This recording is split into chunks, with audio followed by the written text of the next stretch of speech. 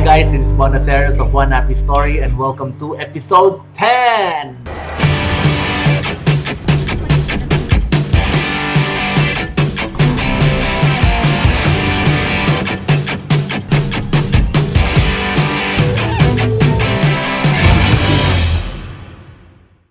So today, I'm just going to do a photo breakdown when I do the photo shoot.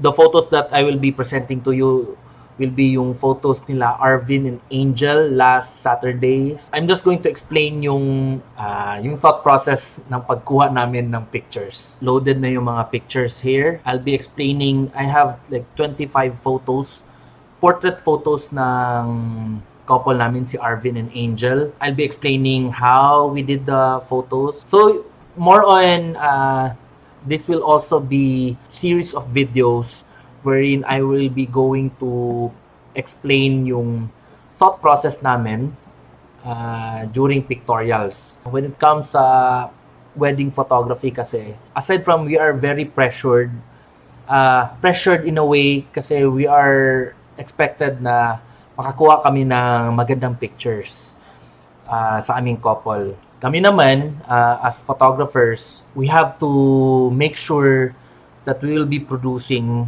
magandang pictures for the couple. Kasi, di ba, ito yung what makes us different from other kind of photography. Yung wedding photography kasi is, di ba, pang one time lang. You cannot, redo the wedding. Sample, nagkamali kayo, cannot do it again. So, sa amin, I make sure that meron ng series of shots na kailangan kong kukunin. When we take photos, we make sure na yung mindset namin is for album. So, when we take a photo, we think na okay, like portrait ng bride, at ito, pang page 1 to. So, sample, when we take pictures, sinithink na namin na, okay, pang spread, pang isang spread ng album, ganun. Yung thinking namin is for yung end product. Hindi lang kami like, take pictures lang ng, pataka lang na take pictures na kung ano lang makuha namin. Sa amin is we think na kaagad yung end product. That's why, makapunta kami ng bagong location, we make sure na we scout the location first.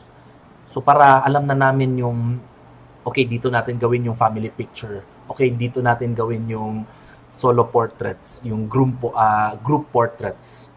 Ito lang, kasi sa Xavier Estates, memorize na namin yung every spot ng Xavier Estates. So, yun, we make sure we have the end product in mind when we take pictures. Kami, we work efficiently.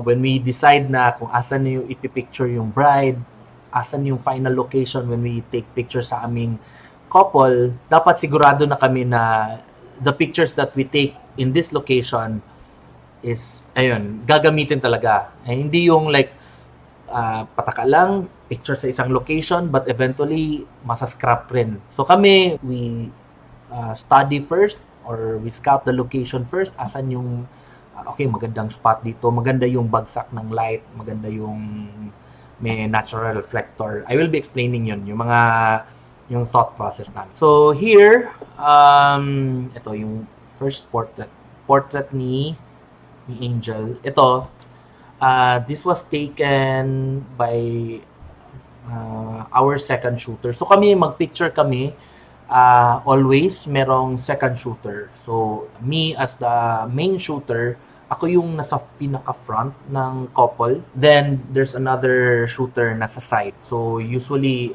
I call it like, okay, side shot. So, meron talagang side shot. Sa aming team, parang we have this like, I term it like, triangle offense. So, kung ako yung nasa center, dapat merong photographer sa side. Yung second shooter ko, hindi dapat nasa likod ko or nasa tabi ko. Dapat yung second shooter when nasa tabi, kailangan naghahanap siya ng kanyang angle na iba sa aking angle. So, sample, ako nasa front, dapat nandun siya sa side. Kasi if sample, ako magpipicture ako from the front, then yung second shooter ko will be taking pictures and nasa side ko lang rin, So, same na kami ng angle. So, wala masyadong difference. So, yung second shooter naman, I brief him. Sample yung bride, merong specific angle na gusto. So, sample, gusto niya yung left lang or nasa right. So, doon ko siya pinoposition yung second shooter ko. So, ito yung portrait ni Angel. I'll be showing you. Ito picture ng second shooter to. So, he is using 50mm.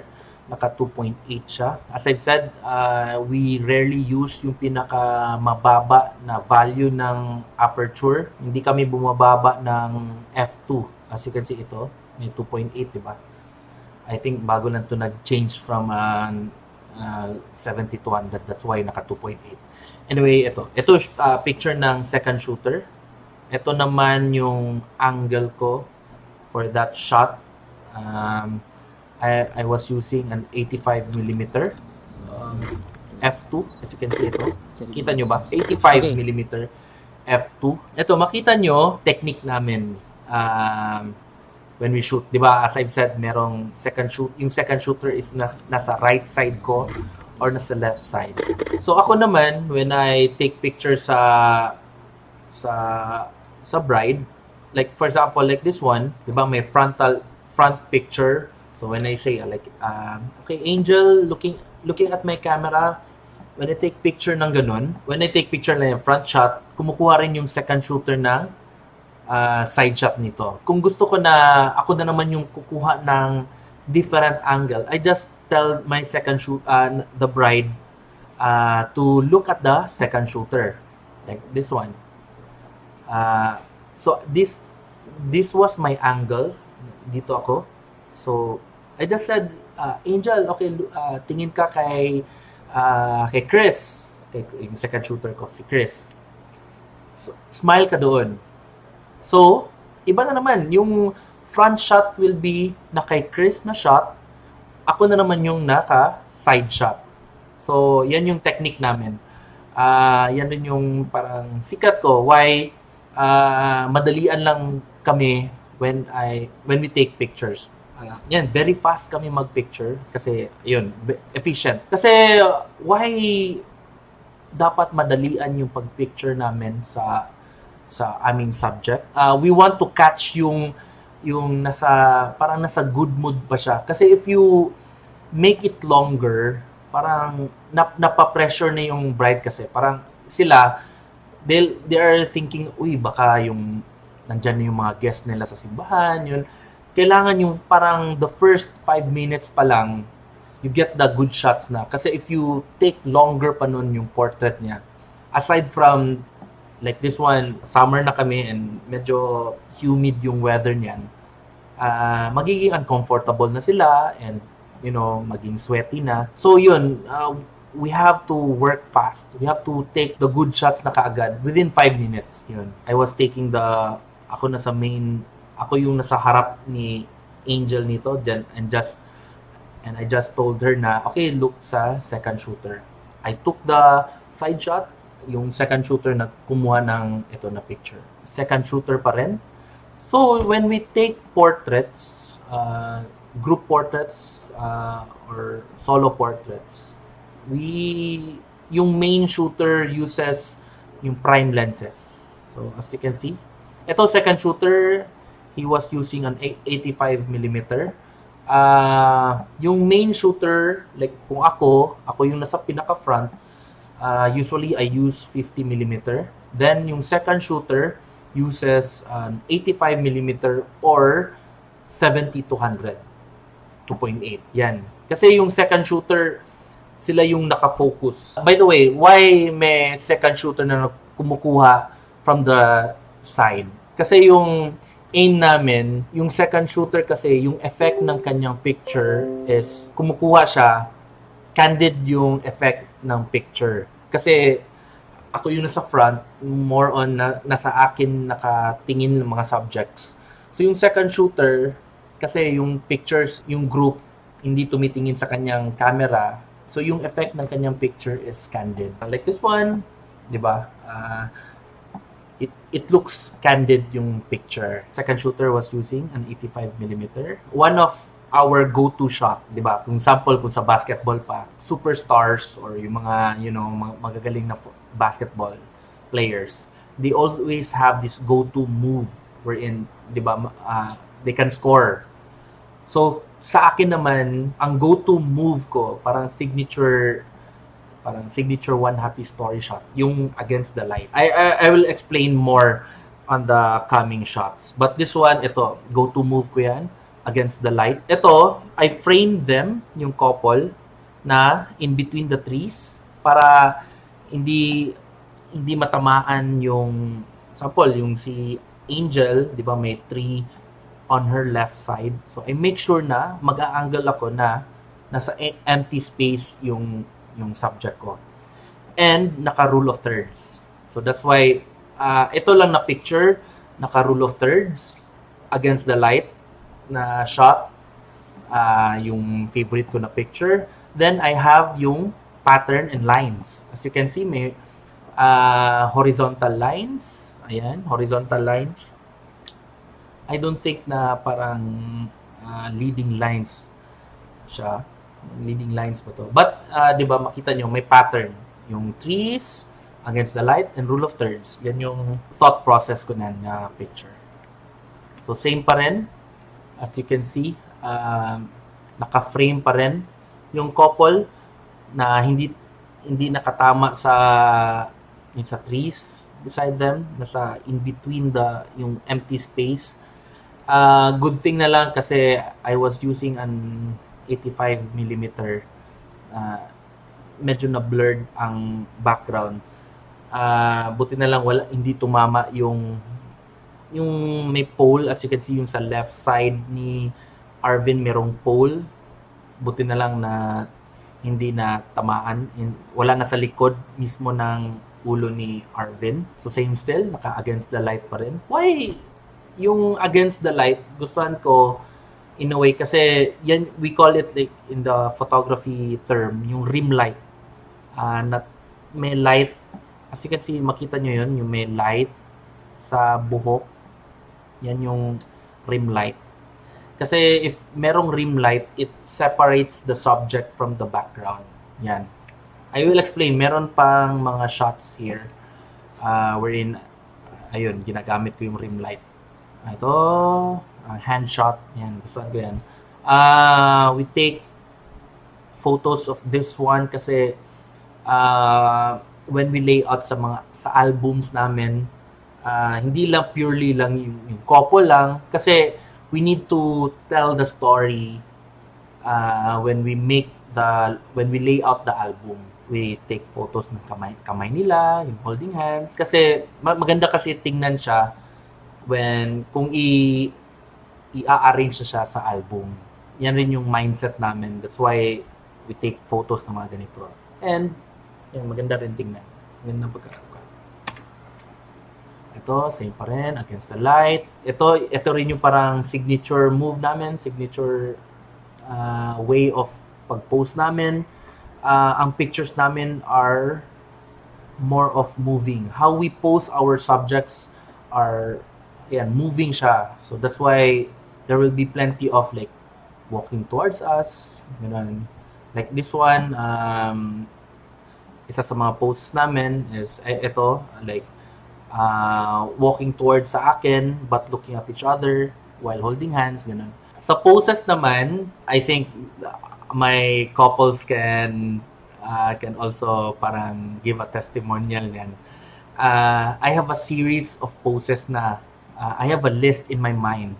And I tell them kasi that's why maganda yung may prenup. Kasi during the prenup, I brief them yung mga certain poses na ginagawa ko. Like, I put numbers sa akin poses. Like, yung number 1, alam na ni Arvin and Angel. Yung number 1 is yung arms around the waist. I have a series of poses na like number 1, number 2.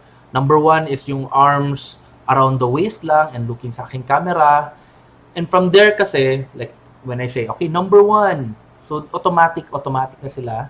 They know the number one pose na. So kasi yung from number one, yung looking sa camera ko, I can just say, okay, pwede ko kaagad ma-tweak. So from basic, yung when I say yung parang basic pose namin, yung pinaka-basic namin na pose is yung arms around the waist, then looking sa aking camera, I can tweak kaagad, like, okay, number one pose, they can do the pose na kaagad. Okay, dikit nyo yung head, or I can have them looking at each other. So, di ba, from a certain basic pose, I can do numerous poses na. Like this one, walking towards me. So, at first, yung picture na, merong pang looking sa aking camera, smiling, then looking at each other. Then, from this pose, pwede ko gagawin na, like, okay, Arvin, go grab her, pwede rin kiss, di ba? So, from a certain pose na moving, I can do different versions na. This is another sample of yung second shooter. Kasi I was in the front nito when I took the photo. That's why si Angel was looking at my direction actually sa ito na shot. But this was taken by Chris. Sa akin naman, mas gustuhan ko yun nasa kamay na. That's why when I take picture ng mas kuan kasi parang mas organic kung naka-hold, I mean, hino-hold yung bouquet. Like this one, ito yung bridal bouquet shot, detail shot. So, ito rin, I'm very particular with hand gestures. So, always ko, like, when I make the bride hold something, it has to be touching the middle finger. Kasi, kung middle finger, mas soft tingnan. Kesa yung, like, ganun lang. Touch na ganun. So, I make sure na middle finger, di ba? Try nyo. Try nyo when middle finger yung ito-touch. Yan. So, it softens the yung hand gesture. This was my photo. So, ito yung photo ko. Ito yung angle ko. I just directed Angel na to look at my second shooter and smile doon. So, may picture rin na yung second shooter, ang kanyang picture is having Angel looking sa kanyang camera. So, sa akin naman, medyo candid na yung labas. When we had Angel's bridal portrait session, I noticed kasi when we parked the car, kung ano yung bougainvillea nito, yung sa may side ng Xavier Estates. As in, well-bloom. Maganda yung bougainvillea plants here. Nag-take note dito sa akong mind na I'm going to do the bridal portrait session doon. Usually kasi, if sample like naka-robe and, you know, yung beauty shots ng bride, usually ginagawa sa room. But ito, i-take note na ako talaga na dito gagawin yung portrait session because when we took the portrait here 10 a.m. Medyo shaded pa konti yung area nito. I'm very particular. I look sa locations. I make sure parang sinastudy ko yung location first. Why? Kasi doon ko i-base kung where ko siya ipapaharap. Like this one, so as I've said, I was standing on a parang semento. There's a road here na natatamaan na ng sun. So, kasi kung naiinitan na yung semento, yung road na where we were standing, it creates a natural reflector na makita nyo yung face ni Angel here, di ba maganda yung pagka light. Makita nyo na wala masyadong shadow sa may neck na area, well lit yung kanyang face, parang may bounce light ito. That's why maganda yung sakto yung oras na pagpunta namin dito na spot. So, kung makita nyo, ito, i-zoom ko. Makita nyo yung reflection ng actually ng semento sa kanyang eyes. Ito maganda yung, 'di ba? Fresh na fresh yung mukha niya here. Ang mga problems na encounter na namin nito when we did the portrait na ayan, medyo kasi 10 o'clock na 10:30 a.m. na yung when we did her portrait session. Meron na mga sun rays na tumatama. So ayan, I really like have had to move her like very minute lang, just na hindi lang siya like merong patch of sunlight na tatama sa kanyang face, ganun. Kasi kung merong spot of light na tatama sa kanyang face, medyo hindi siya maganda tingnan. Ito, like this one, makita nyo, may spot, naka black and white lang though. Ito yung road na sinasabi ko na, 'di ba, na natatamaan na ng sun yung road. So it creates a natural reflector. That's why dito na part, 'di ba? Maganda yung bounce ng light towards her. So ito rin, 'di ba, as I said, mga 10:30, 11 a.m. na, and we were medyo problema na namin yung sun rays kasi medyo harsh na. Kasi ako, I'm very fond of taking pictures na natatamaan. Yun, 'di ba, as I've said, na parang against the light, natatamaan yung kuan. Ito na shot, if si Angel natamaan na siya ng sun nito, isa rin yung technique ko is when I shoot outdoors, I check yung shadows. So that's why merong mga moments na gumaganon ako. I just look at asan yung shadow ko, asan yung direction ng shadow, because I base my angling sa shadow. Like for example, like this one, I made sure na yung shadow will be nasa front ni Angel nito na side. Ito rin is I made her like chin down, kasi if she was looking directly na sa aking camera, there will be some patches of light na natatama here sa kanyang face. And it will create shadow here below sa kanyang sa kanyang eyebrows. It will create a shadow here na. So hindi na siya actually hindi na yung optimum yung light here. But yun nga, I guess through the years you will you can do something na even though harsh na yung light, hindi na optimum yung time. You need to have you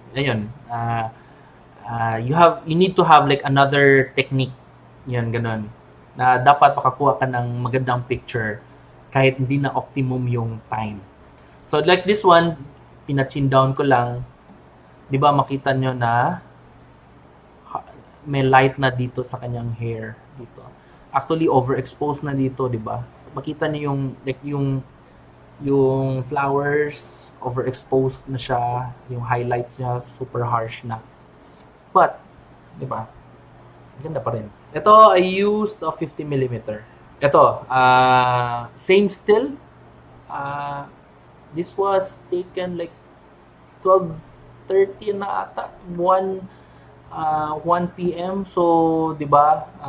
Usually kasi sa photography when they say na 1 p.m. Harsh na yung light and hindi na siya optimum lighting situation. But for this one, ito na picture. Ito, you just need to understand asan yung bagsak ng light. Ito, naka-rim light. Kung makita niyo yung shadow, very harsh na siya actually. Nasa taas na yung light. But, inangle ko lang talaga na hindi siya actually against the light siya nito eh. Yan. Pero nakasaktong angle lang talaga.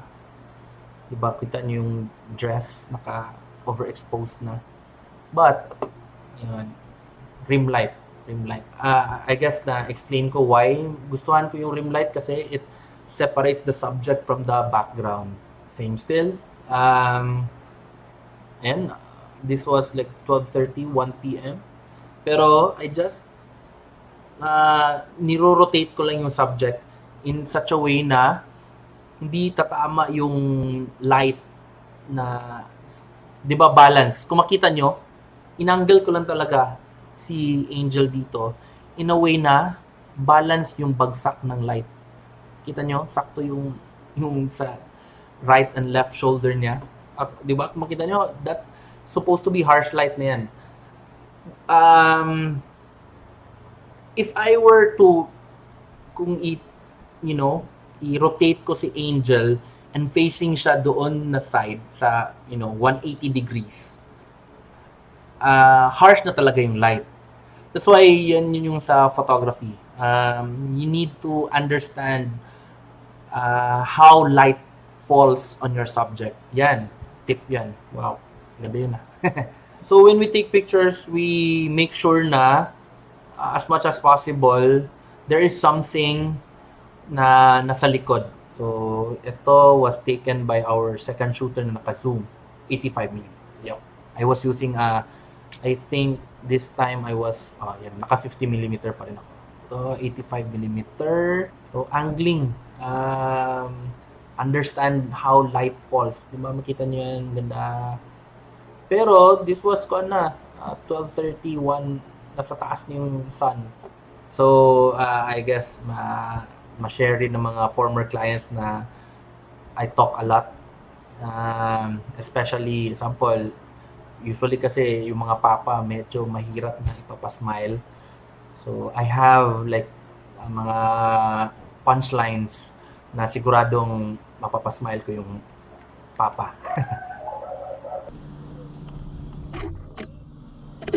Okay, 85mm pa rin. This was like 35mm. So ito, very tricky. Very tricky to na picture because sa loob ng room, dark siya, naka-off yung light. But here sa side ni Arvin, very harsh yung light kasi, as you can see, di ba, super white na gani yung light. So to balance it out, so we used a LED light here, yung portable LED light. But we made sure na naka-angle yung light na dapat makita yung face.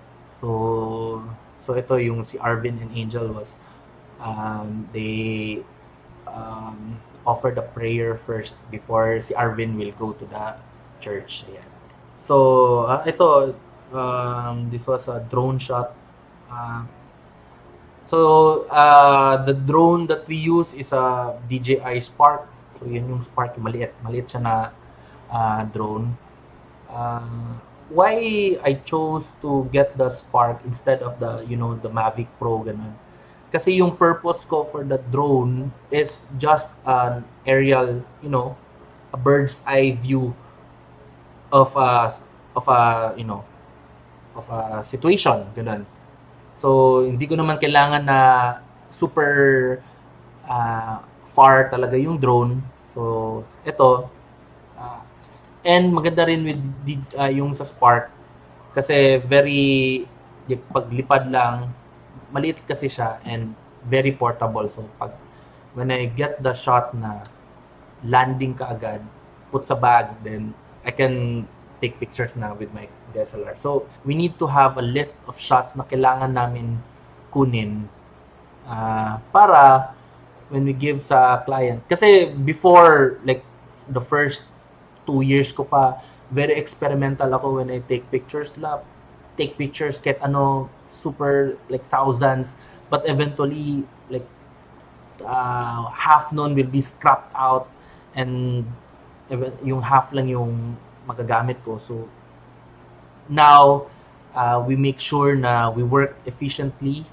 We take pictures yung lang kailangan namin. Ayan. Kasi we need to be efficient kasi we need to be fast when it comes to uploading, when it comes to choosing pictures sa pag-upload, pag-print, at pag-layout ng album, at saka yung when we submit sa mga vlogs. Then ito the last shot. I was using a 2470. Ito, sa parang mandatory shot na bride inside the car. So, marami rin akong versions nito. Looking sa bouquet, then I can have the bride to be looking outside, so another version na naman ng picture. I will be doing more pa, a series of videos wherein I'll be parang ganun, photo breakdown of my shots, yung mga shots namin. You can also know yung mindset namin when we take wedding pictures. Anyway, that's it for now. Again, bye and see you to the next video.